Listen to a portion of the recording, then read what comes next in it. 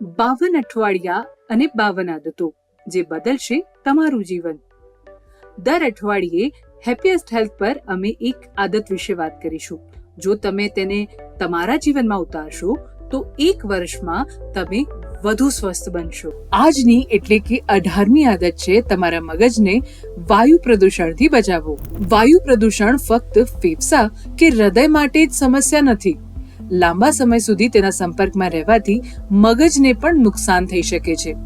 તાજેતરના સંશોધનો દર્શાવે છે કે હવામાં રહેલા નાના પ્રદૂષકો મગજમાં પ્રવેશી શકે છે, જે ઇન્ફ્લેમેશનનું કારણ બની શકે છે અને મેનિન્જિયોમા જેવી ગાંઠ થવાનું જોખમ વધારી શકે છે.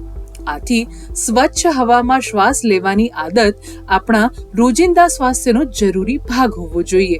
તો આપણે કેવી રીતે પ્રદૂષિત હવાનો સંપર્ક ઘટાડીને મગજને સુરક્ષિત રાખી શકીએ? બહાર નીકળતા પહેલા હવા ગુણવત્તા સૂચકાંક એટલે કે AQI તપાસો.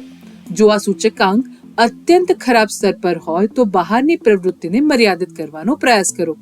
ઉચ્ચ ગુણવત્તાવાળા માસ્કનો ઉપયોગ કરો, ખાસ કરીને ટ્રાફિકમાં પીક અવર્સ દરમિયાન અને પ્રદૂષિત વિસ્તારોમાં તો અચૂક. વાહનોના ધુમાડાનો સંપર્ક ઘટાડવા માટે મુસાફરી કરતી વખતે કાર કે બસની બારી બંધ રાખો. ઘરમાં એર પ્યુરિફાયરનો ઉપયોગ કરો, ખાસ કરીને જો તમે બીઝી રોડ્સ અથવા તો ઔદ્યોગિક વિસ્તારોની નજીક રહેતા હોય. ઘરમાં ઇન્ડોર પ્લાન્ટ લગાવો, જે ઘરમાં હવાની ગુણવત્તામાં સુધારો કરવામાં મદદ કરે છે. તમારા રોજિંદા જીવનમાં પ્રદૂષણનો સંપર્ક ઘટાડવાથી ફક્ત તમારા ફેફસા જ નહીં, પરંતુ લાંબા ગાળે તમારા મગજનું સ્વાસ્થ્ય પણ સુરક્ષિત રહેશે.